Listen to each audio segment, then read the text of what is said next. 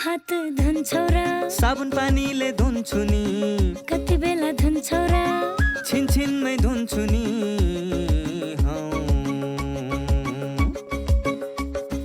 घरमा पस्दा अफिस पस्दा सधैँ धुन्छु हात कोरोनालाई यसै गरी भगाइदिन्छु म त घरमा पस्दा अफिस पस्दा सधैँ धुन्छु हात कोरोनालाई यसै गरी भगाइदिन्छु म त भान्सा छिर्नु अगाडि खाना खानु अगाडि जहाँ त्यही छोएपछि हातले छोपी खोकेपछि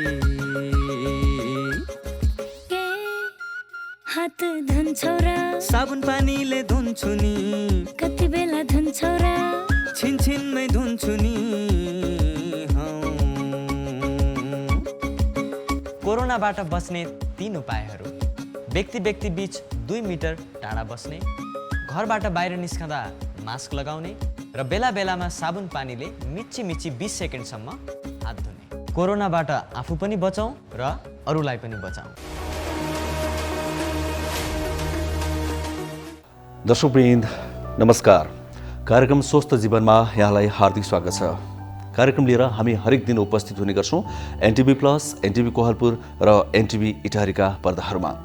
नेपाल सरकार, स्वास्थ्य तथा जनसङ्ख्या मन्त्रालय, राष्ट्रिय स्वास्थ्य शिक्षा सूचना तथा सञ्चार केन्द्र र नेपाल टेलिभिजन बीचको सहकार्यमा यो कार्यक्रम निर्माण एवं प्रसारण हुने गर्छ। कार्यक्रममा हामी विशेष गरी तपाईँ हाम्रै दैनिक जीवनमा आइपर्ने विभिन्न समस्याका समाधान खोज्ने प्रयास गर्छौँ स्वास्थ्य सम्बन्धी।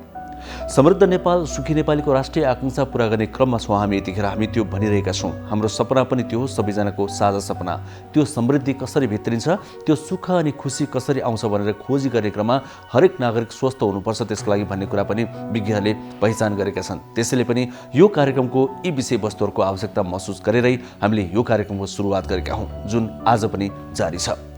आजको कार्यक्रममा पनि हामी यहाँहरू समक्ष यस्ता केही विषयहरू प्रस्तुत गर्दैछौँ, यस्ता केही जानकारीमूलक सन्देशमूलक सामग्रीहरू प्रस्तुत गर्दैछौँ। ती दैनिक जीवनमा पक्कै पनि लागू हुन्छन्, अत्यन्तै महत्त्वपूर्ण छन्। आउनुहोस् आजका ती विषयवस्तुतिर प्रवेश गरौँ। दर्शकवृन्द, कोरोना भाइरस विरुद्धको खोप नेपालमा आइसकेको छ र नेपालमा लगाउन थाली पनि सकेको छ। पहिलो चरणमा 10 दिनको लागि भनेर समय तोकिएको थियो। 4,30,000 व्यक्तिलाई यो खोप लगाउने तयारी गरेको छ सरकारले र अहिले यो अभियान चलि पनि रहेको छ। अब त्यो समय सकिन 2 दिन मात्रै बाँकी छ। 2 दिन बाँकी रहँदै गर्दा नेपाल सरकारले अर्को एउटा पनि निर्णय गरेको छ। अन्तर्राष्ट्रिय नाकामा खटिने कर्मचारीहरू, महिला स्वास्थ्य स्वयंसेविकाहरू अनि त्यसै गरी दुर्गम बस्तीमा रहेका, दुर्गम क्षेत्रहरूमा रहेका स्वास्थ्य कर्मीहरूलाई खोप लगाउने दिन अझै 2 दिन थप्ने निर्णय गरेको छ। यसबाट ती व्यक्तिहरू जसलाई अत्यन्तै आवश्यक छ खोप, त्यहाँ पुगेको छैन भने धेरै ठुलो राहत मिल्नेछ। यो सरकारले नयाँ निर्णय गरेको छ। यो विषयमा हामी एउटा विशेष रिपोर्ट आज प्रस्तुत गर्नेछौँ। त्यसै गरी हामी आज कार्यक्रममा अर्को एउटा पनि सामग्री प्रस्तुत गर्दैछौँ, स्वास्थ्य संवाद। स्वास्थ्य संवादमा आज हामी क्यान्सरको कुरा गर्छौँ। हामीले हिजो मात्रै अन्तर्राष्ट्रिय क्यान्सर विरुद्धको दिवस मनाएका छौँ। यसै सन्दर्भमा आज पनि यो प्रसङ्ग उठाउँदैछौँ। क्यान्सर मध्ये पनि संसारकै डाटा हेर्ने हो भने महिलाहरूमा हुने क्यान्सर मध्ये स्तन क्यान्सर 1 नम्बरमा आउँछ। अर्थात् महिलाहरूमा हुने क्यान्सर मध्ये सबैभन्दा धेरै महिलाहरूलाई स्तन क्यान्सर हुने गर्छ।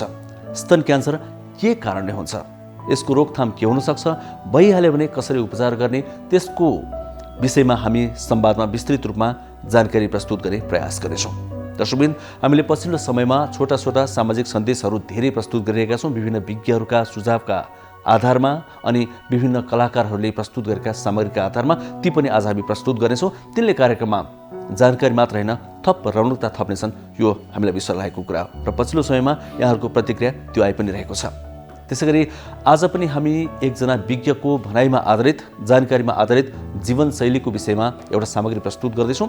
हाम्रो जीवनशैली के कस्तो हुनुपर्छ हामी स्वस्थ रहनका लागि, त्यो विषयमा एकजना विज्ञले बताउनु भएको कुरा आज पनि हामी प्रस्तुत गर्छौँ, जसलाई हामीले पछिल्लो समयमा कार्यक्रममा निकै प्राथमिकताका साथ राख्दै आएका छौँ।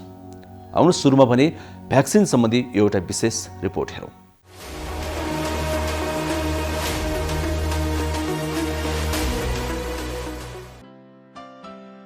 पहिलो चरणको कोरोना विरुद्धको खोप अभियान अब 2 दिनमा सकिँदैछ।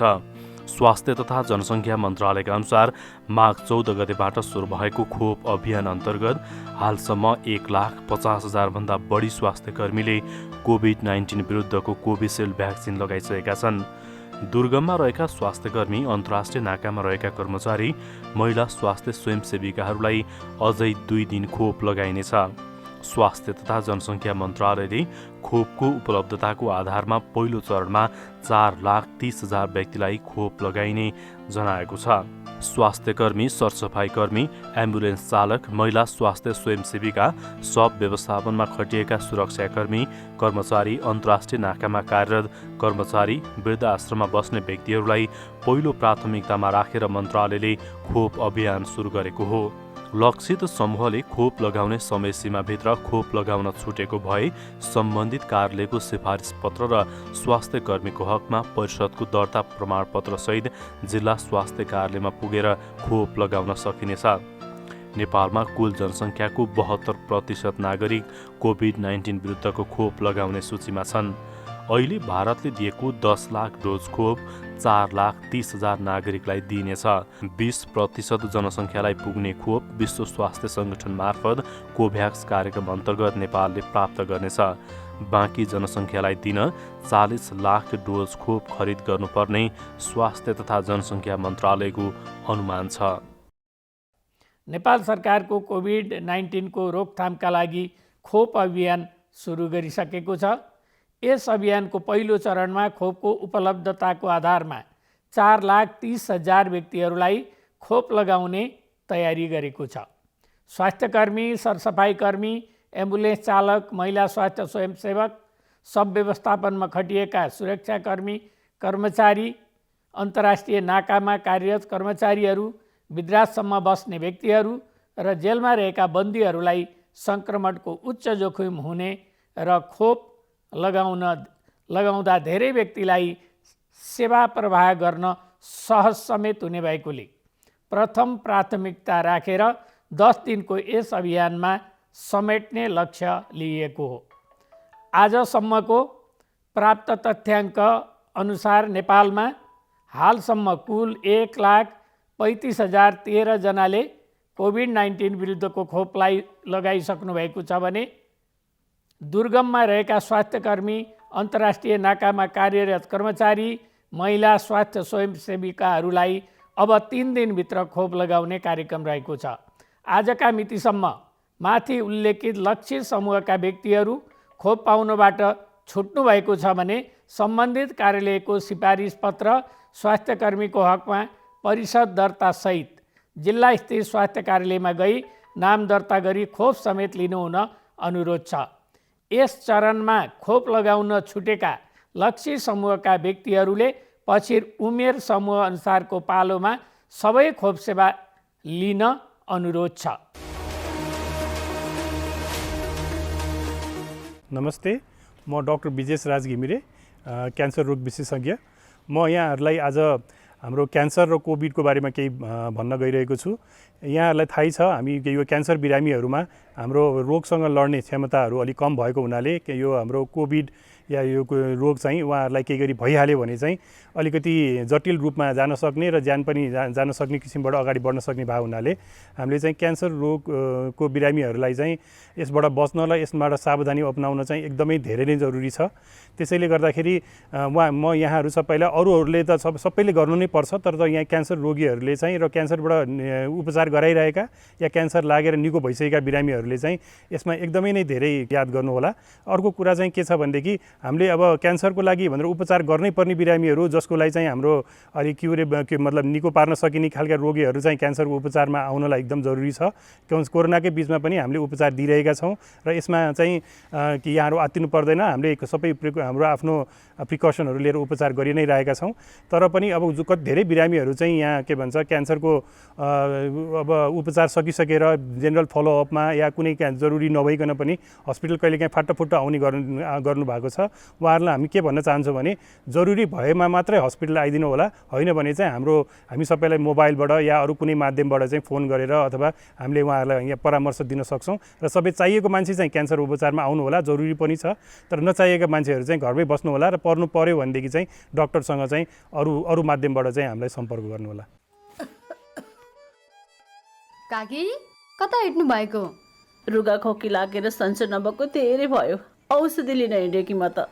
हो, म पनि अस्ति बिरामी हुँदा एन्टिबायोटिक औषध किनेर खाकी थिएँ। मसँग बाँकी छ, त्यही खाँदा भइहाल्छ नि, किन जानु पर्यो र? हिँड्नुहोस्, मसँग औषध लिएर जानु होला। ल जाऊ। कहाँ जाने कुरा हुँदैछ? बहिनीकोमा एन्टिबायोटिक रहेछ, त्यही लिन चल लाकी। कहाँ त्यसरी एन्टिबायोटिक खानुहुन्छ त? स्वास्थ्य कर्मीको सिफारिस बिना मैले छोरीलाई एन्टिबायोटिक औषधि खुवाउँदा रोग बल्झेर छोरीले कति धेरै दुःख पाए। तुरुन्त स्वास्थ्य कर्मी कहाँ गएर जचाएर मात्र औषधि खानुहोस्। तपाईँ यहाँ आएर धेरै राम्रो गर्नुभयो। एन्टिबायोटिक औषधिको दुरुपयोगले बारम्बार रोग बल्झिएर निको हुन गाह्रो हुन्छ र हामी सबैलाई जोखिममा पारेको छ। त्यसैले सधैँ स्वास्थ्य कर्मीको सिफारिसमा मात्र एन्टिबायोटिक औषधि पुरा मात्रामा र पुरा अवधि सेवन गर्ने गरौँ। अब अहिले यो कोरोना महामारीको बेलामा सबैभन्दा महत्त्वपूर्ण कुरा भनेको मास्क हो सुरक्षाको लागि। त्यसैले मास्कको बारेमा चाहिँ थाहा पाउनु एकदमै जरुरी छ। अहिले धेरैले मास्कको प्रयोग गरिरहनु भएको छ, तर जतिले प्रयोग गरिरहनु भएको छ उहाँहरूले पनि यो राम्रो तरिकासँग प्रयोग नगरिरहेको अवस्था छ। त्यसैले मैले अहिले मास्कको बारेमा यो कसरी यसलाई सही तरिकाले प्रयोग गर्ने भन्ने बारेमा यहाँहरूलाई म केही कुराहरू बताउन चाहन्छु। मास्क मोटामोटी रूपमा हामीले 3 प्रकारका अहिले देखिराखेका छौँ। पहिलो प्रकार भनेको यो N95 मास्क छ। यो N95 मास्क भनेको यस्तो प्रकारको छ। यो N95 मास्कमा पनि 2 प्रकारको छ। एउटा यस्तो भल्भ भएको छ, यहाँ यस्तो भल्भ छ यसमा, र अर्को थरीमा चाहिँ भल्भ छैन। त्यसैले यो N95 मास्कमा भल्भ भएको र भल्भ नभएको गरी 2 प्रकारको छ। र अर्को यो सर्जिकल मास्क छ। यो सर्जिकल मास्क सबैभन्दा धेरै प्रयोग भइरहेको यो सर्जिकल मास्क हो। र तेस्रो चाहिँ कपडाले बनाएको, घरमै कपडाले बनाएको मास्क छ। अब यो मास्क लगाउँदाखेरि हामीले के कुरा थाहा पाउनुपर्छ भने अब यसलाई राम्रोसँग नाक र मुख छोपिने गरी लगाउनुपर्छ। यसरी राम्रोसँग नाक र मुख छोपिने गरी मास्क लगाउनुपर्छ र मास्क लगाउँदाखेरि यो भागमा समाउनुपर्छ। यो भागमा मास्कमा समाउनु हुँदैन कि यो कानमा अड्काउने भागमा समाएर अनि यसलाई यस प्रकारले लगाउनुपर्छ। टप्प हुने गरी नाक, गाला, तलको चिउडो कतैबाट पनि हावाभित्र बाहिर नआउने गरी यो लगाउनुपर्छ। र अहिले फुकाल्दाखेरि पनि यो पछाडिपट्टि कानको पछाडि फुकालेर यसरी फुकाल्नुपर्छ। र मास्क लगाउँदाखेरि र फुकाल्दाखेरि हात चाहिँ धुनुपर्छ। यो जरुरी छ कि हातले चाहिँ मास्कलाई छुन हुँदैन।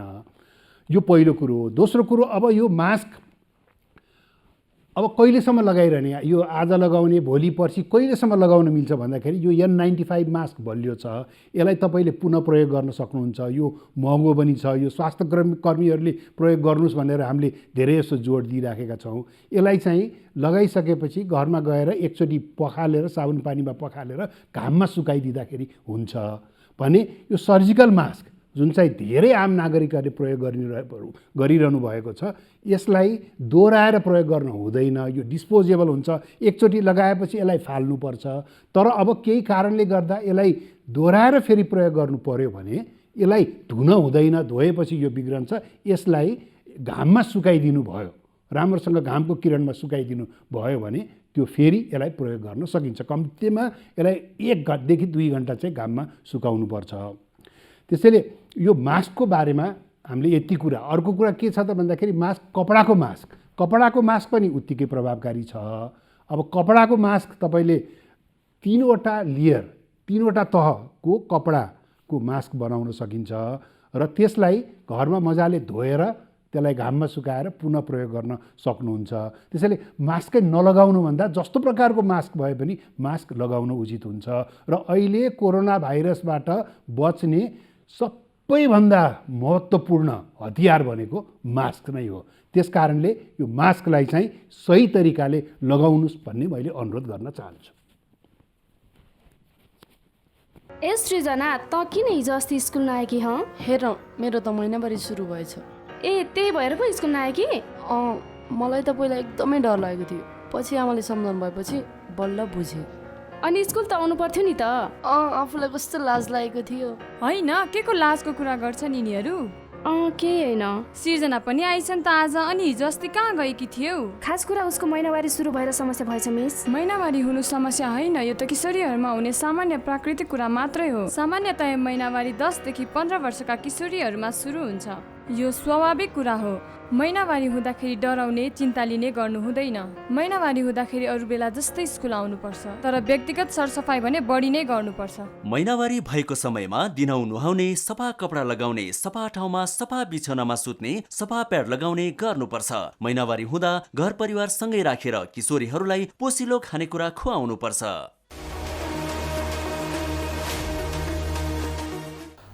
दर्शकवृन्द, कार्यक्रममा एकैछिन क्यान्सरको कुरा गरौँ। क्यान्सर एउटा यस्तो रोग हो जुन लागिसकेपछि सुरुमै थाहा भयो भने निको हुन्छ, तर त्यसको स्टेपहरू बढ्दै जाँदाखेरि तेस्रो या चौथोमा पुग्यो भने निको हुन अत्यन्तै गाह्रो हुन्छ।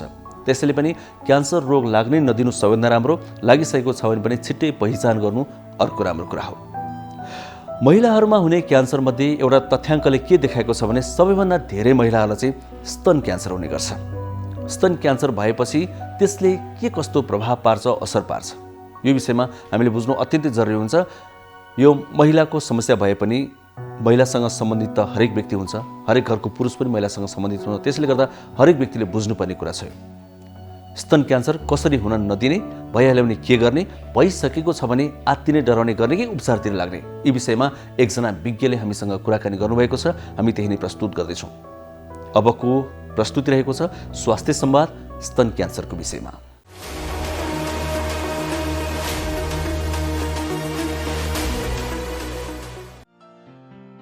विश्वमा महिलामा हुने क्यान्सरमा स्तन क्यान्सर पहिलो नम्बरमा पर्दछ। स्तन क्यान्सरलाई सुरुको अवस्थामा पहिचान गरेर उपचार गर्नुपर्ने विज्ञहरूको भनाइ छ। स्तन क्यान्सरलाई सुरुको अवस्थामा पहिचान गरी समयमै उपचार गर्नु नै स्तन क्यान्सरलाई निर्मूल पार्ने अचूक अस्त्र हो। यदि यो क्यान्सरलाई समयमै पहिचान गरी समयमै उपचार गर्यो भने यसलाई 100% निर्मूल पार्न सकिन्छ। यदि ढिलो अर्थात् स्टेज 3 वा 4 मा पत्ता लागे यसको उपचार कठिन हुन्छ। अहिलेसम्मको वैज्ञानिक खोज तथा अनुसन्धानले स्तन क्यान्सर यही कारणले हुन्छ भन्ने पत्ता लगाउन सकेको छैन। तर जुन महिलाको दैनिक जीवनशैली स्वस्थ तथा अनुशासित हुन्छ उनीहरूमा स्तन क्यान्सरको जोखिम अरूभन्दा कम हुन्छ। त्यसैले शारीरिक व्यायाम, योग र पौष्टिक खानासँगै स्वस्थ जीवन निर्वाह गर्न र स्तन क्यान्सर सम्बन्धी केही शङ्का लागेमा चिकित्सकको परामर्श लिन विज्ञहरूले सुझाव दिएका छन्। स्तन क्यान्सरको जोखिमबाट कसरी आफूलाई सुरक्षित राख्ने र समयमै निदान गरी उपचार गर्ने भन्ने बारेमा हामीले विशेषज्ञसँग संवाद गरेका छौँ। हामी सबैलाई थाहा छ हाम्रो शरीर चाहिने को मुख्य एकाइ भनेको अथवा बेसिक युनिट अफ लाइफ हाम्रो बडीको बेसिक साना साना कोशिकाहरू हुन्छ। त्यो कोशिका साना साना कोशिकाहरू मिलेर चाहिँ तन्तु बन्छ र त्यो तन्तुहरू मिलेर चाहिँ नै हाम्रो शरीरको विभिन्न अङ्गहरू बन्छ। र हाम्रो यो जुन शरीरको अङ्गहरू छ त्यसमा चाहिँ विभिन्न आफ्नो प्रकारको कोशिकाहरू हुन्छ।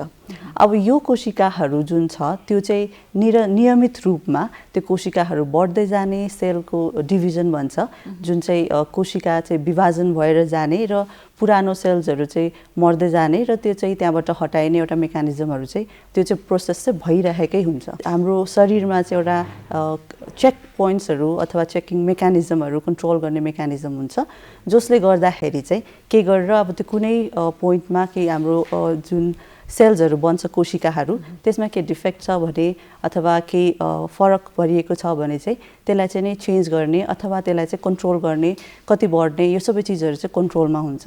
तर केही गरेर हाम्रो शरीरमा केही चेन्ज आयो जसले गर्दाखेरि चाहिँ त्यो चेक पोइन्टहरूमा अथवा कुनै जिनमा म्युटेसन भएर अथवा के कारणवश त्यो चेक पोइन्टमा चाहिँ हाम्रो केही डिफेक्ट भयो र त्यसले गर्दाखेरि चाहिँ हाम्रो त्यो जुन नर्मल हुने कोशिकाहरू छ त्यो असाधारण कोशिकामा परिणत भयो र त्यसलाई कन्ट्रोल गर्न सकेन भने चाहिँ त्यो क्यान्सर सेल्समा परिणत भयो भने चाहिँ अनि त्यसपछि चाहिँ त्यो चाहिँ असाधारण रूपले अनियन्त्रित रूपमा बढ्न थाल्छ, वृद्धि हुन थाल्छ। त्यसलाई चाहिँ क्यान्सर रोग बन्न थाल्छ। अहिलेको समयमा एकदम धेरै मात्रामा देखिने क्यान्सरहरू चाहिँ कुन कुन हुन्? वर्ल्ड वाइड भनौँ विश्व सन्दर्भमा भन्नुपर्दाखेरि चाहिँ सबैभन्दा धेरै देखिने क्यान्सर रोग चाहिँ नि फोक्सोको क्यान्सर हो। पुरुषमा चाहिँ फोक्सोको क्यान्सर हो। त्यसपछि चाहिँ नि प्रोस्टेट क्यान्सर भन्छ र तेस्रो स्थानमा चाहिँ हामीले ठुलो आन्द्राको क्यान्सर कोलोरेक्टल क्यान्सर भन्छ र त्यसपछि चाहिँ नि पेटको क्यान्सर आउँछ र महिलामा हुने हामीले फेरि यो वर्ल्ड वाइड कन्टेक्स्टमै भन्दाखेरि चाहिँ नि सबभन्दा कमन चाहिँ नि ब्रेस्ट क्यान्सर हुन्छ र त्यसपछि चाहिँ नि कोलोरेक्टल क्यान्सर, त्यसपछि आएर फोक्सोको क्यान्सर अनि त्यसपछि बल्ल पाठेघरको क्यान्सर आउने गर्छ। तर हाम्रो नेपालको डेटा हेर्दाखेरि चाहिँ हाम्रो कन्टेक्स्टमा चाहिँ सबभन्दा धेरै कमन पुरुषमा चाहिँ नि हाम्रो फोक्सोको क्यान्सर हुन्छ र त्यसपछि चाहिँ नि हाम्रो पेटको क्यान्सर हुन्छ। तेस्रो स्थानमा चाहिँ ठुलो आन्द्राको क्यान्सर र चौथो स्थानमा गएर चाहिँ नि मुखको क्यान्सरहरू हुने गर्छ र महिलामा नेपालमा हेर्दाखेरि चाहिँ सबैभन्दा धेरै चाहिँ पाठेघरको मुखको क्यान्सर छ र दोस्रो स्थानमा चाहिँ स्तनको क्यान्सर छ र त्यसपछि मात्रै अरू क्यान्सरहरू आउँछ। फोक्सोको लागि चाहिँ सबभन्दा धेरै हुन सक्ने कारण नै भनेको चाहिँ धुम्रपान हो। यो सुतिजन्य पदार्थ टोब्याको रिलेटेड नै हुन्छ धेरै जस्तो चाहिँ। हजुर, खासमा यो स्तन क्यान्सर किन हुन्छ, के कारणले हुने गर्छ? यही कारणले भनेर भन्न चाहिँ गाह्रो छ। वंशागत रूपमा जुन क्यान्सर हुन्छ त्यो एकदम थोरै मात्रामा हुन्छ, 5 देखि 10% मात्र हुन्छ। बाँकी चाहिँ त्यो क्यान्सर चाहिँ किन हुन्छ त्यो ठ्याक्कै एउटै कारणले चाहिँ हुँदैन। यसको लागि रिस्क फ्याक्टर्सहरू हुन्छ जसले गर्दा चाहिँ क्यान्सर हुन सक्ने सम्भावनाहरू हुन्छ, जुन भनेको चाहिँ हाम्रो चाहिँ रिप्रोडक्टिभ एज ग्रुप भन्छ। त्यो भनेको चाहिँ नि हाम्रो महिनावारी छिटो सुरु हुनु र महिनावारी ढिलो एन्ड हुँदाखेरि चाहिँ नि ढिलो बन्द हुँदाखेरि चाहिँ हाम्रो त्यो रिप्रोडक्टिभ भएको टाइम चाहिँ, किनभने हाम्रो नारीहरूको चाहिँ शरीर चाहिँ नि हर्मोन्सले रेगुलेट गरेको हुन्छ। इस्ट्रोजेन र प्रोजेस्टेरोन हर्मोन हुन्छ, त्यो इस्ट्रोजेनको एक्टिभिटी धेरै हुने हुन्छ। त्यही कारणले गर्दाखेरि चाहिँ छिटो महिनावारी हुने महिलाहरूमा, ढिलो महिनावारी बन्द हुने महिलाहरूमा, अनि अर्को चाहिँ बच्चा नभएका महिलाहरूमा, जसले स्तनपान नगरेका महिलाहरू हुन्छन्, उहाँहरूमा चाहिँ यो क्यान्सर चाहिँ अलि धेरै देखिन्छ। भनेको मतलब उहाँहरूलाई क्यान्सर हुन्छ भनेको चाहिँ होइन, तर उहाँहरूमा चाहिँ जेनरल जुन महिला पपुलेसन छ उहाँहरूमा भन्दा चाहिँ दाँच्दाखेरि चाहिँ धेरै देखिने हो। अनि अर्को चाहिँ नि भनेको ओबेसिटी भन्छ होइन, जुन मोटापन, शारीरिक व्यायाम कम भएका महिलाहरू हुन्छ उहाँहरूमा धेरै हुन्छ। अर्को चाहिँ इस्ट्रोजन भएको त्यो पिल्सहरू जुन धेरै लामो समयसम्म सेवन गरेका हुन्छ उहाँहरू पनि देखिन सक्छ। र अर्को चाहिँ अरू चाहिँ नि अरू क्यान्सरमा जस्तै गरेर जुन यो धुम्रपान, यो अल्कोहल, मदिरा सेवनहरू छ उहाँहरू यो पनि रिस्क फ्याक्टर्स हुन्छ। तर हामीलाई जुन लाग्छ कि घरमा कसैलाई क्यान्सर छ अनि जुन यो वंशानुगत क्यान्सर एकदम कमन हुन्छ, त्यो चाहिँ त्यो वंशानुगत क्यान्सर भन्दा अरू कारणको क्यान्सर चाहिँ अलि धेरै कमन हुन्छ। यो ब्रेस्ट क्यान्सर चाहिँ महिलाहरूलाई मात्रै हुन्छ कि पुरुषलाई पनि हुन्छ? यो ब्रेस्ट क्यान्सर भनेको चाहिँ धेरै नै हुने चाहिँ महिला नै हो। पुरुषलाई हुने भनेको चाहिँ 1% मात्रै हो होइन। भनेको चाहिँ पुरै ब्रेस्ट क्यान्सरको 1% जस्तो मात्र पुरुषलाई हुने हो। तैपनि हामीले चाहिँ सतर्कता हुनुपर्छ, किनभने पुरुषलाई ब्रेस्ट क्यान्सर हुँदैन भन्ने छैन, पुरुषलाई पनि ब्रेस्ट क्यान्सर हुन्छ र हामीले यो उपचारहरू गरिरहेकै छौँ होइन। त्यही कारणले चाहिँ पुरुषले पनि आफ्नो सतर्क अपनाएर आफ्नो बेला बेलामा जाँच गर्ने र फिमेलमा जस्तो महिलाहरूमा जस्तो एकदम एक्सटेन्सिभली नगरे पनि थाहा भए पनि यो चाहिँ हामीलाई थाहा हुन जरुरी छ र यसरी नै हाम्रो उहाँको उपचारहरू पनि पर्ने हुन्छ। भनेपछि डाक्टर साहब पुरुषहरूको पनि स्तनमा कुनै गाँठागुठी आयो भने चाहिँ एकदम बढी ध्यान दिनुपर्ने भयो? हजुर हो। र पुरुषहरूकोमा चाहिँ नि अब स्तनको जुन एरिया हुन्छ त्यो चाहिँ सानो हुने भएको भएर चाहिँ गाँठाहरू थाहा पाउन पनि सजिलो हुन्छ। तर पुरुषहरूकोमा चाहिँ अब गाँठाहरू आइहाल्यो भने पनि स्तन क्यान्सर हुन सक्छ भन्ने एउटा जुन जानकारी नभएको कारणले गर्दाखेरि चाहिँ नि यो अरू चिज नै केही होला, यसले दुखिरहेको छैन, यसले केही पनि गरिरहेको छैन भनेर यतिकै बस्ने हुन्छ। र जबसम्म दुख्दैन, जबसम्म केही समस्या गर्दैन, छालालाई नै जाँदैन, अलिक ठुलो नभएसम्म चाहिँ स्वास्थ्यकर्मीकोमा आउने गर्दैन कि। त्यही कारणले गर्दाखेरि चाहिँ सानो के किनभने झन् छिटो थाहा हुनसक्छ नि त होइन, किनभने यो एकदम धेरै डिपली पनि गर्नुपर्ने हुँदैन जटिल नभइकन थाहा हुन्छ थाहा पाउन सक्ने हो तर हामीलाई जानकारी भयो भने यो चाहिँ थाहा पाउन सक्ने हुन्छ यो ब्रेस्ट क्यान्सर चाहिँ नि हामीले अर्को चाहिँ युजुअली चाहिँ एज रिलेटेड हुन्छ हैन अनि धेरै सबभन्दा धेरै कमन चाहिँ नि 40 वर्षभन्दा माथिको यो सबै हुने त छ हैन र हाम्रो प्रेग्नेन्सीमा पनि ब्रेस्ट क्यान्सर्सहरू पनि हुन सक्छ अनि यो चाहिँ कस्तो हुन्छ भन्दाखेरि चाहिँ प्रेग्नेन्सीमा एकदम कमन चाहिँ हैन एकदम थोरै पर्सेन्ट मात्रै हुन्छ तर हुन सक्ने चाहिँ हुन्छ त्यही कारणले गर्दाखेरि चाहिँ हामीले जुन प्रेग्नेन्सी रिलेटेड ब्रेस्ट चेन्जेसहरू हुन्छ हैन त्यसले गर्दाखेरि चाहिँ यतिकै पनि ब्रेस्टमा सानोतिनो गाँठा गुठीहरू लागिरहेको हुन्छ थाहा हुँदैन र कतिपय बिरामीहरू चाहिँ के हुन्छ भन्दा चाहिँ त्यो त्यहाँ भइरहेको हुन्छ र उसले दुखिरहेको छैन अनि बढिरहेको हुन्छ एकदमै ठुलो भएर आउने गर्छ र त्यसले गर्दाखेरि चाहिँ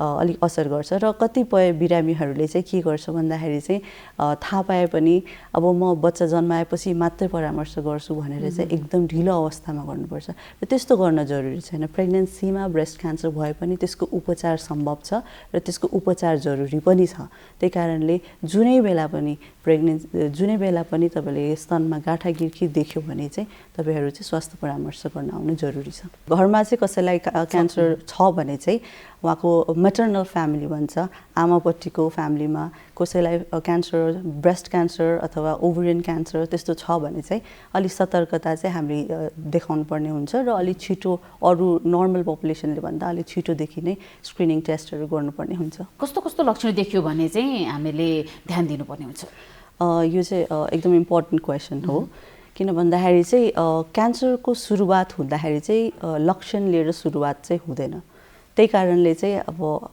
हामी चाहिँ के भन्छ भने नो योर बडी हैन आफ्नो शरीरलाई चाहिँ आफूले चिन्नु पर्यो र त्यही कारणले हामीले चाहिँ एउटा सेल्फ ब्रेस्ट एक्जामिनेसन भन्छौं जुन चाहिँ आफ्नो स्तन आफैले एक्जामिन गर्ने त्यो चाहिँ को बारेमा हामी डिटेल्समा फेरि कुरा गरौँछौं अब चाहिँ के हुन्छ भन्दाखेरि चाहिँ हामीले चाहिँ आफ्नो स्तन थाहा हुँदाखेरि चाहिँ यदि त्यसमा कुनै नयाँ गिर्खा आयो अथवा पहिला भएको गिर्खामा केही परिणत आयो त्यो चाहिँ पहिला पुरानो कुनै लामो समयदेखि कुनै गिर्खा जस्तो छ र त्यसमा चाहिँ एकदम छिटो छिटो बढ्न थाल्यो त्यसको छालाको रङहरुमा केही भिन्नता आउन थाल्यो त्यसको आकारमा केही परिणत आउन थाल्यो निप्पल अथवा मुन्टो भन्छ त्यहाँबाट केही डिस्चार्जहरु निस्किन थाल्यो यी सबै चाहिँ नि ब्रेस्ट क्यान्सरको सिम्पटम्सहरु साइन सिम्पटम्सहरु हो हैन अब तर हामीले के बुझ्नु पर्छ भन्दाखेरि चाहिँ यो सिम्पटम्स आउने बेलासम्म यो ठुलो भएर जाने बेलासम्म चाहिँ अलिकति ढिलो भएको हुन्छ त्यही कारणले चाहिँ हामीले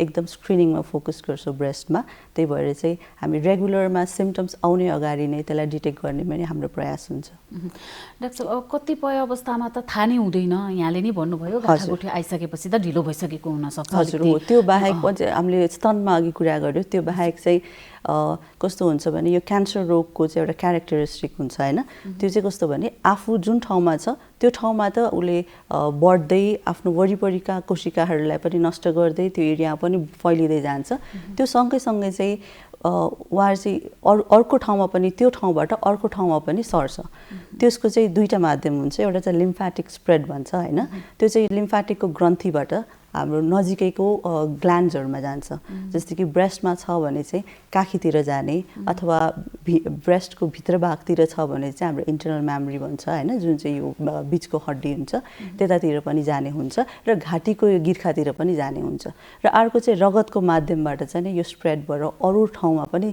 जान सक्ने हुन्छ ढिलो भएर हामीले ठुलो हुने बेलासम्म कुर्ने बेलासम्म चाहिँ नि युजुअली अरुतिर फैलिन थालेको हुन्छ त्यही कारणले चाहिँ हामीले एकदम थाहा पाउने बित्तिकै त्यही भएर आफूले चाहिँ परीक्षण गरिराख्ने के नयाँ लाग्ने बित्तिकै के परिवर्तन लाग्ने बित्तिकै तुरुन्तै यो के होला त्यो होला यसलाई कस्तो हुन्छ आफै हेरेर विचार गरेर अलि ढिलो जाने अथवा आफ्नो केही काम छ इम्पोर्टेन्ट त्यो भ्याएर जाने भन्ने कुरा चाहिँ यो चाहिँ हामी रेकमेन्ड गर्दैनौं आफ्नो स्तन आफै परीक्षण गर्ने त्यसको लागि चाहिँ हामीले बेस्ट टाइम भनेको चाहिँ नि महिनावारी हरेक महिनावारीमा महिनामा एकचोटी स्तन परीक्षण हैन महिनावारी भएको 7 दिन जस्तोमा चाहिँ नि एकचोटी आफ्नो ब्रेस्ट आफै एक्जामिन गर्ने त्यो बानी बसाली राख्यो भने हामीले कुनै पनि नयाँ गिर्खा छ भने आफैले थाहा पाउन सक्छौं अथवा कस्तो अब त्यो पनि गिर्खा पनि अब ठ्याक्कै यो यस्तो हो भन्ने त थाहा हुँदैन नि त कस्तो खालको गिर्खा भयो भने चाहिँ त्यो क्यान्सर हुने सम्भावना हुन्छ डाक्टर? त्यो गिर्खा चाहिँ कस्तो त्यही कारणले नै हामीले सुरुबाट नै सधैँले आफ्नो ब्रेस्ट आफैले एक्जामिन गरिराख्यो भने आफ्नो ब्रेस्टको नर्मल टेक्स्चर त आफूलाई थाहा हुन्छ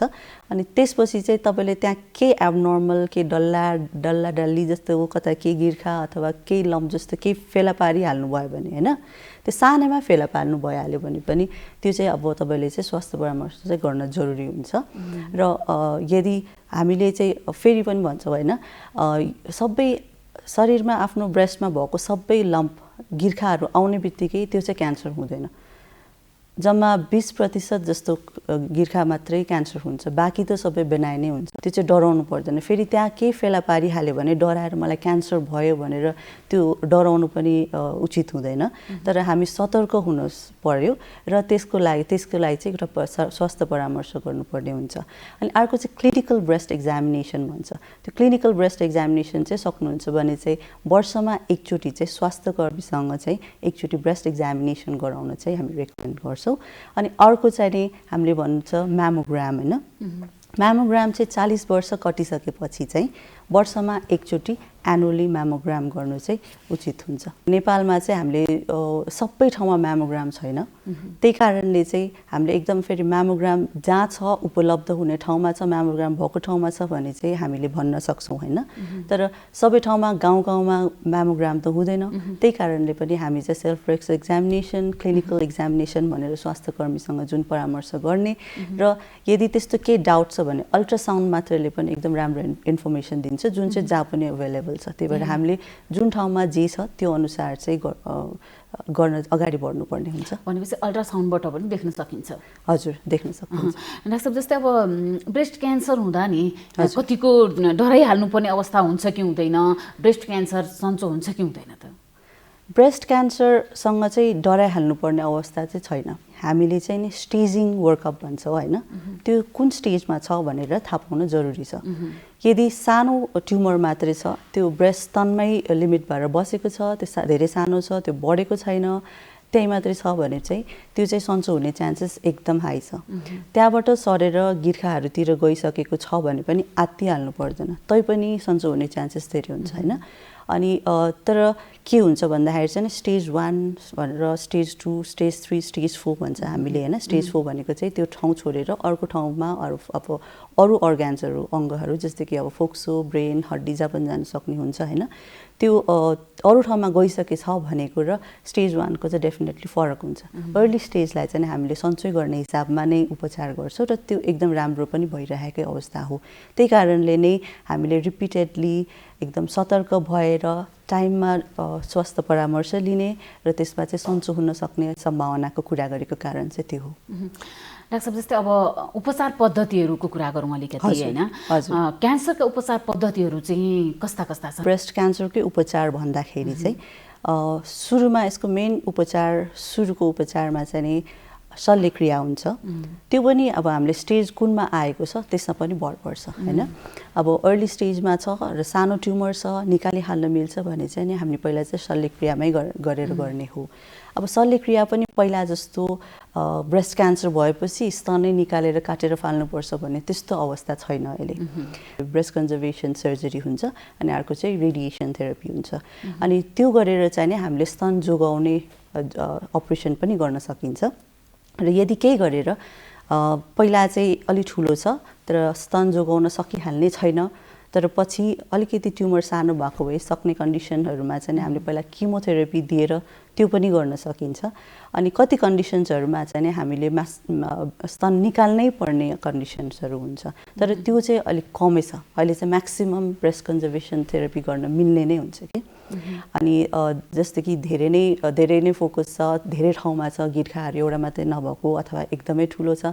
अथवा ब्रेस्ट एकदम सानो छ ट्युमर एकदम ठुलो छ तर रेसियोले गर्दाखेरि नै ब्रेस्ट कन्जर्भेसन थेरापी गर्न नमिल्ने हुन्छ त्यस्तोमा चाहिँ मास्टेक्टोमी भनेर पुरा स्तन निकाल्ने हुन्छ नत्र चाहिँ अब अहिले चाहिँ हाम्रो नेपालमा चाहिँ सर्जरीमा पनि एकदम राम्रै सर्जन्सहरू पनि अन्कोप्लास्टिक सर्जन्सहरू पनि धेरै नै छ होइन त्यो हिसाबमा चाहिँ नि हाम्रो अहिले चाहिँ राम्रै शल्यक्रियाहरू पनि भएको अवस्था छ र त्यसबाहेक त्यसपछि चाहिँ नि हाम्रो मेडिकल किमोथेरापी हुन्छ ब्रेस्टको किमोथेरापी अब सबैलाई चाहिन्छ भन्ने हुन्न ब्रेस्ट क्यान्सर भनेर चाहिँ सबै एउटै प्रकारको हुँदैन त्यसको पनि बायोलोजिकल टाइप हुन्छ 4वटा बायोलोजिकल टाइप हुन्छ त्यसमा पनि हर्मोनको रिसेप्टर्सहरू हुन्छ जुन हैन त्यो रिसेप्टर पोजिटिभ अनि अर्को HER2 भन्ने हुन्छ हैन अरू हाम्रो प्रोलिफरेटिभ मार्कर्सहरू हुन्छ त्यो हेरेर चाहिँ त्यो ब्रेस्ट क्यान्सर पनि को बायोलोजिकल सब टाइप्सले गर्दाखेरि पनि त्यो क्यान्सरको व्यवहार चाहिँ फरक हुन्छ कि कोही चाहिँ एकदम राम्रो खाले हुन्छ त्यो सन्चो भएर बस्ने खाले हुन्छ कोही चाहिँ धेरै ट्रिटमेन्ट गर्दा गर्दा पनि अलिक अग्रेसिभ नेचरको चाहिँ हुन्छ हैन भनेपछि धेरै जटिल भइसकेको छ भने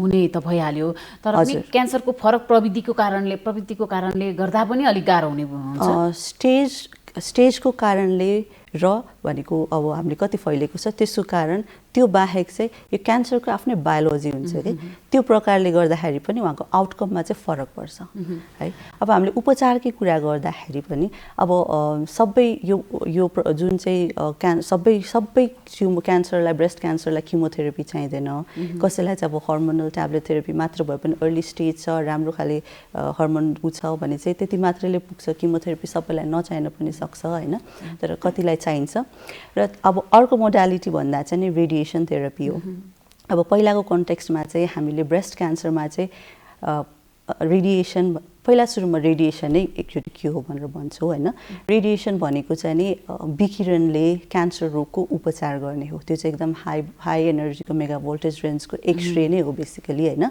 अनि त्यसले चाहिँ नि हामीले क्यान्सर सेल्सलाई मार्ने हुन्छ र त्यसले चाहिँ नि हामीले क्यान्सर रोगको उपचार गर्ने हुन्छ हैन अब त्यसमा चाहिँ अब हामीले स्तन क्यान्सरको कुरा गर्दाखेरि चाहिँ हामीले युजुअली चाहिँ के गर्छ भन्दाखेरि चाहिँ मास्टेक्टोमी भनेर पहिलाको कन्टेक्स्टमा चाहिँ सबै स्तन निकाल्थ्यो र केही बिरामी जसलाई चाहिँ रिस्क फ्याक्टर्सहरू हुन्छ जुनमा चाहिँ नि फेरि रोग फर्केर आउने सम्भावना हुन्छ उहाँहरूलाई चाहिँ हामीले रेडिएसन दिने गर्छौँ हैन अब अहिले चाहिँ हाम्रो धेरै जस्तो चाहिँ अपरेसन भनेको चाहिँ ब्रेस्ट जोगाउने सर्जरी हुन्छ र त्यसको पार्ट चाहिँ नै रेडिएसन थेरापी पनि हो ब्रेस्ट जोगाएर ट्युमर मात्र निकाल्ने बाँकी ब्रेस्ट र रिस्क भएकोमा चाहिँ नि हामीले पहिला ट्युमर भएको ठाउँमा चाहिँ नि रेडिएसन दिएर चाहिँ नि त्यसरी चाहिँ नि भनेको मतलब चाहिँ आजकल चाहिँ म्याक्सिमम ब्रेस्ट क्यान्सरको जुन उपचार हुन्छ त्यसमा चाहिँ रेडिएसन ट्रिटमेन्ट पनि एउटा इम्पोर्टेन्ट पार्ट हो रेडियोथेरापीकै कुरा गरौँ यसका चाहिँ साइड इफेक्ट हुन्छन् कि हुँदैन त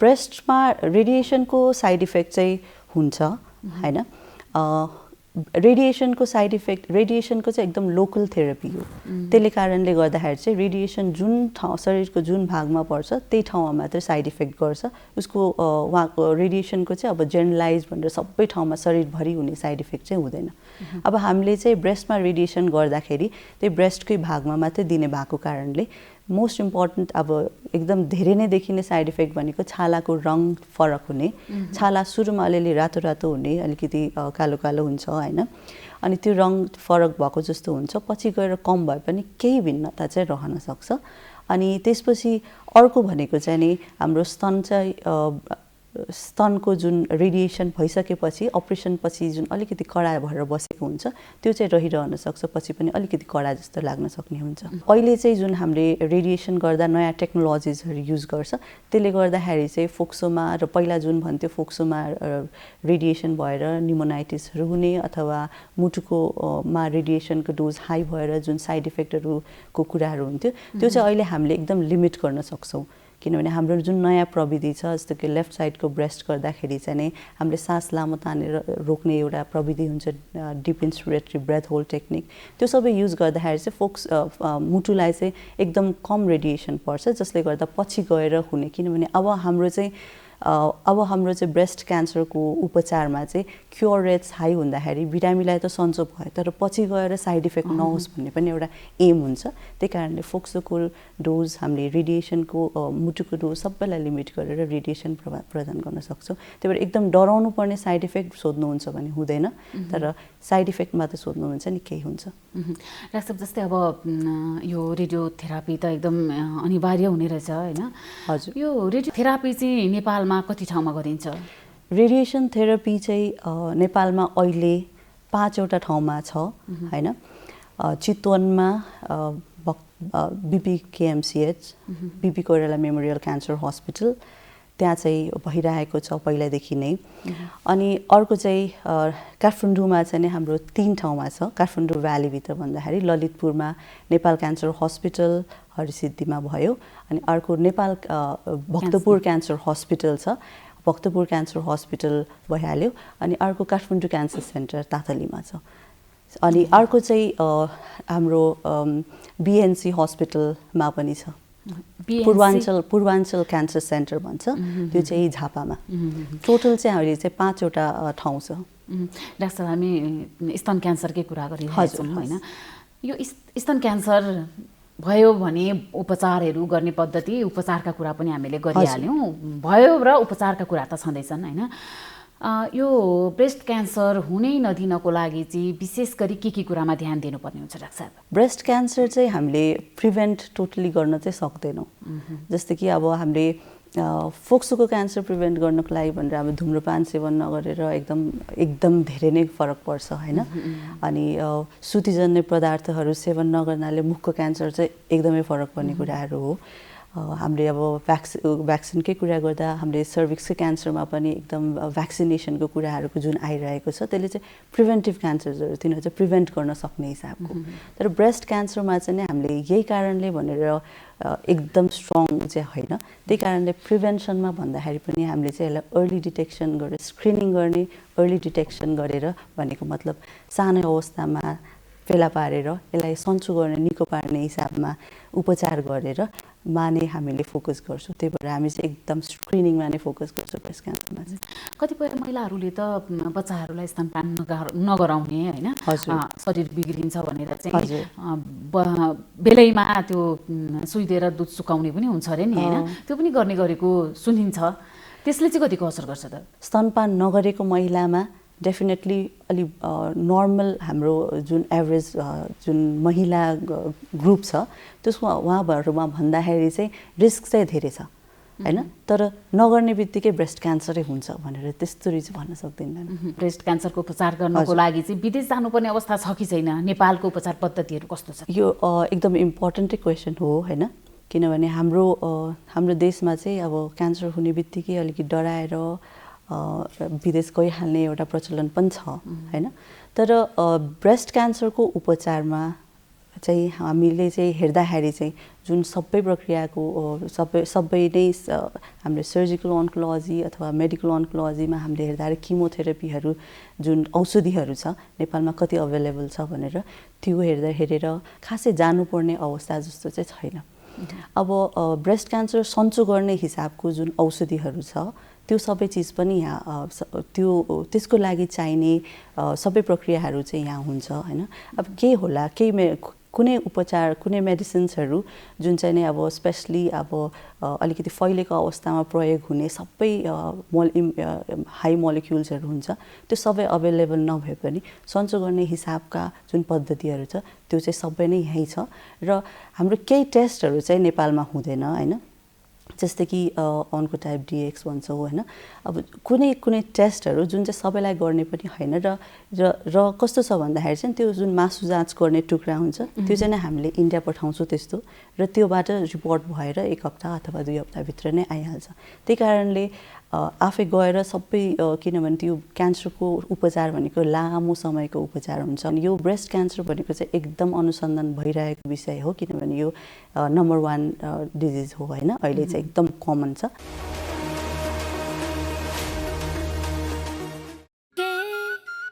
हात धुन्छौ र साबुन पानीले धुन्छु नि, कति बेला धुन्छौ र छिनछिनमै धुन्छु नि,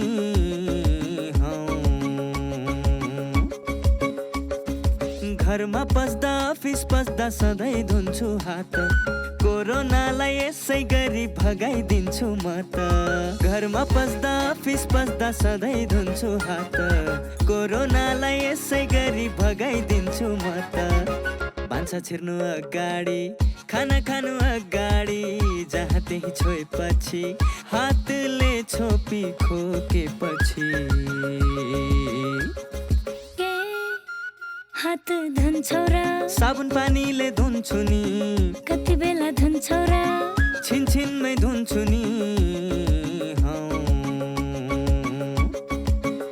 कोरोनाबाट बच्ने 3 उपायहरू। व्यक्ति व्यक्ति बीच 2 मिटर टाढा बस्ने, घरबाट बाहिर निस्कँदा मास्क लगाउने र बेला बेलामा साबुन पानीले मिच्ची 20 सेकेन्डसम्म हात धुने। कोरोनाबाट आफू पनि बचाउँ र अरूलाई पनि बचाउँ। नमस्ते, म डाक्टर सरिना राज भण्डारी।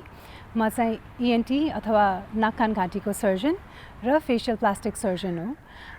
यो चिसोको मौसममा, यो सिजनमा चाहिँ मान्छेहरूलाई चाहिँ थुप्रो प्रब्लमहरू आउँछन्, जस्तै रुगाखोकी, स्निजिङहरू हुने, नाकबाट पानी बग्ने, नाक बन्द हुने, त्यो सँगसँगै घाँटीको प्रब्लमहरू जस्तै घाँटी खसखसाउने, खोकी लाग्ने, सुक्खा खोकी लाग्ने प्रब्लमहरू हुन्छन्।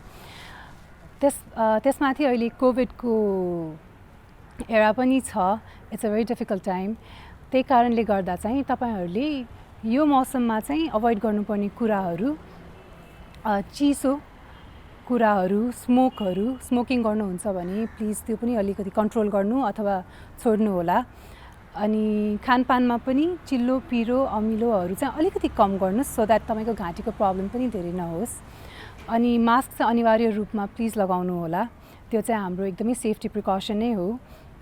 मास्क पनि तपाईँहरूले त्यो कपडाको मास्क र भाल्भको मास्क भन्दा पनि सर्जिकल मास्क लाउनु भयो भने त्यो एकदमै बेटर छ। अनि तपाईँको यो रुगाखोकीको लागि चाहिँ अब मोस्ट मान्छेहरूलाई चाहिँ कोभिड नै हो कि भनेर पनि डर लाग्छन्, बट देन यो चाहिँ सिजन एकदमै कमन हो रुगाखोकीको लागि। त्यही कारणले रुगाखोकी नहोस् भनेर तातो पानीको बाफ लिने, मन तातो पानी खाने, नुन पानीले कुल्ला गर्ने, तिनीहरू पनि गर्न सक्नुहुन्छ। But then please stay safe. हजुरहरूलाई कोभिडकै शङ्का छ, त्यसको ज्वरो आइरहेछ, तपाईँहरूलाई नाकबाट स्मेल आएन, खानाको टेस्ट आएन भने तपाईँलाई कोभिड टेस्ट गर्दा पनि केही फरक पर्दैन। नेगेटिभ आयो भने राम्रै हो, पोजिटिभ आयो भने त्यही अनुसार हामी तपाईँहरूको ट्रिटमेन्ट गर्छौँ। बट देन मान्छेहरूलाई चाहिँ यो कोभिडको टेस्ट गर्ने र भनेर मान्छेहरू चाहिँ धेरै तर्सिन्छन् आजकल। त्यस्तो चाहिँ नसोच्नु होला, कोभिड टेस्ट गर्नुभएको पनि राम्रै हो। अनि घाँटीको लागि चाहिँ मोस्टली तपाईँको घाँटीमा केही अड्किने त्यस्तो प्रब्लमहरू छ भने सिधै मेडिकलमा गएर एन्टिबायोटिक चाहिँ नलिनु होला है। अब एकपल्ट डक्टरसँग सल्लाह लिएर एलर्जीको कारणले हो कि ग्यास्ट्रिकको कारणले हो कि साँच्चै नै इन्फेक्सन नै हो, त्यो बुझेर मात्र मेडिसिन्स लिनु होला। दर्शकवृन्द, कार्यक्रममा यहाँलाई फेरि पनि हार्दिक स्वागत छ। हामी स्वस्थ जीवनमा छौँ। यतिखेर स्वस्थ जीवन हरेक दिन प्रस्तुत हुने गर्छ NTV प्लस, NTV कोहलपुर र NTV इटारीबाट। यो हामीले बारम्बार भन्दै आएको कुरा पनि हो। अब एकैछिन जीवनशैलीको कुरा गरौँ। हामीले आज क्यान्सरको कुरा गऱ्यौँ, कोरोना भाइरसको कुरा गऱ्यौँ। यी सबै कुराहरूबाट हामीले बच्न हाम्रो जीवनशैली अत्यन्तै महत्त्वपूर्ण हुन्छ भन्ने कुरा अब नयाँ रहेन, विज्ञहरूले त्यो भन्दै आएका छन्। जीवनशैलीभित्र धेरै कुरा पर्छन्, जस्तै हामीले खाने खानपान, हामीले गर्ने शारीरिक व्यायाम, हामीले गर्ने कामहरू, हामीले सोच्ने सोचहरू, यी विभिन्न कुराहरूले हाम्रा रोगमा र रोगसँग लड्ने क्षमतामा धेरै ठुलो असर पार्छ। त्यसो भए हाम्रो जीवनशैली खासमा कस्तो हुनुपर्छ, कस्ता रोगीहरूले जीवनशैली कस्तो अपनाउनुपर्छ, हामीले विभिन्न विज्ञहरूसँग यो विषयमा कुराकानी गरेका छौँ। उहाँले केही सन्देशहरू दिने गर्नुभएको छ। अब हामी आज त्यही सन्देश प्रस्तुत गर्दैछौँ। अर्को सेगमेन्ट मेरो जीवनशैली।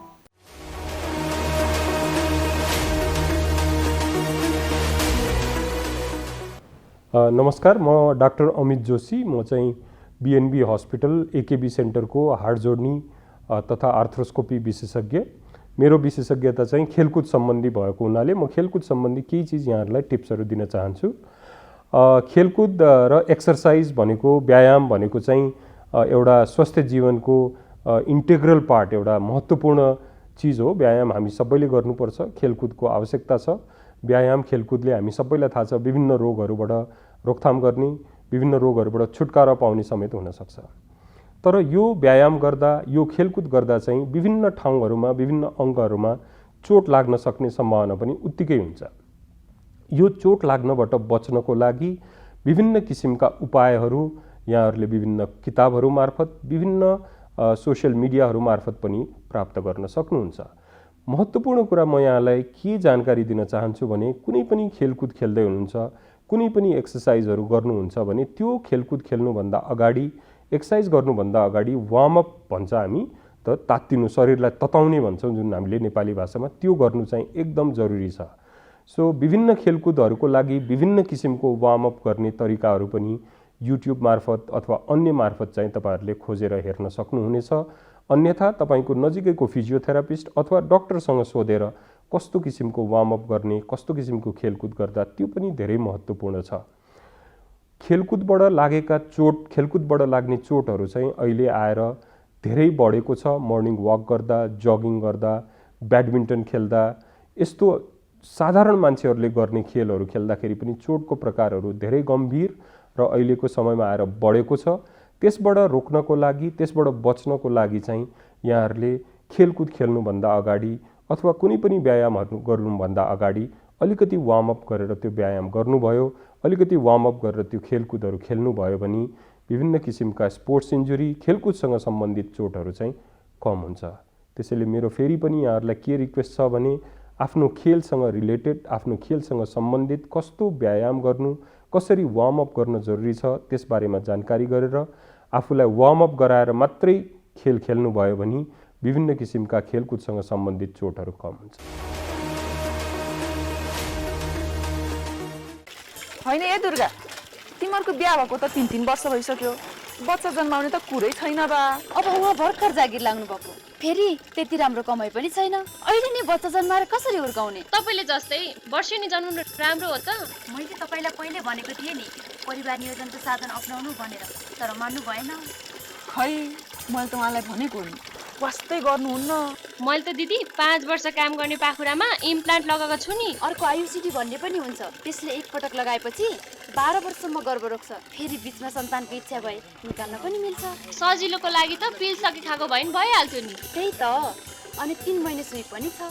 नभए दाइले गर्न गरेको भए पनि त हुन्थ्यो। ए परिवार नियोजनको त धेरै साधनहरू रहेछ नि है। अब त म पनि सीमानसँगै स्वास्थ्य चौकीमा गएर परिवार नियोजनको साधन रोजेर प्रयोग गर्छु। सही भन्नुभयो लक्ष्मी दिदीले।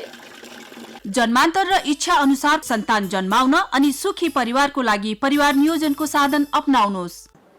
नमस्कार, म डाक्टर मीना थापा, प्राध्यापक, काठमाडौँ मेडिकल कलेज, स्त्री तथा प्रसुति रोग विशेषज्ञ। यदि तपाईँ गर्भवती हुनुहुन्छ भने आत्तिनु पर्दैन।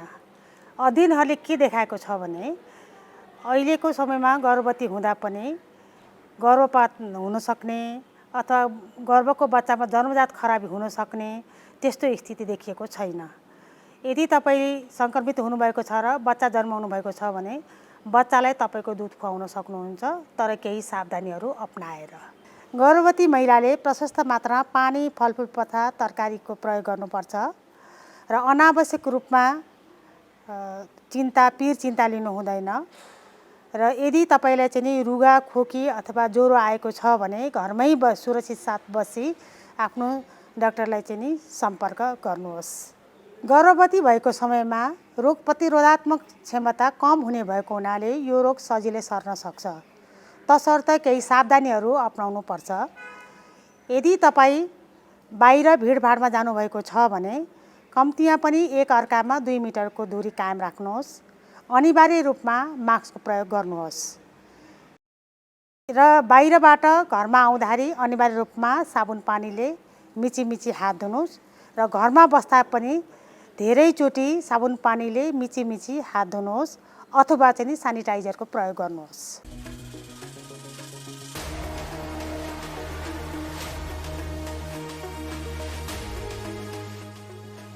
कार्यक्रम स्वस्थ जीवन हरेक दिन एनटिभी प्लसबाट बिहान 7 देखि 8 बजेसम्म र पुनः प्रसारण साँझ 5 देखि 6 बजेसम्म। एनटिभी कोहलपुरबाट दिउँसो 1 देखि 2 बजेसम्म र एनटिभी इटहरीबाट दिउँसो 2 देखि 3 बजेसम्म प्रसारण हुने गरेको छ। स्वास्थ्य सम्बन्धी यहाँहरूको कुनै जिज्ञासा वा समस्या भएमा हामी सम्बन्धित विज्ञहरूबाट समाधान खोजी कार्यक्रममा प्रसारण गर्नेछौँ। हामीलाई सम्पर्क गर्ने माध्यमहरू यस प्रकार छन्: फोन, एसएमएस तथा भाइबरको लागि 9843 5293 97, इमेल swasthjivan@ntb.org.np। यस कार्यक्रमको बारेमा आफ्नो सल्लाह, सुझाव र प्रतिक्रिया पनि यहाँहरूले यिनै माध्यम मार्फत दिन सक्नुहुनेछ। साथै कार्यक्रममा के कस्ता सामग्री, विषय वा विज्ञहरू समेट्नु पर्ला भन्ने विषयमा पनि सुझाव दिन सक्नुहुन्छ। कार्यक्रम यहाँहरूले सामाजिक सञ्जाल मार्फत पनि हेर्न सक्नुहुनेछ। YouTube, Nepal television, mobile application Nepal television, Facebook facebook.com/nettv2041।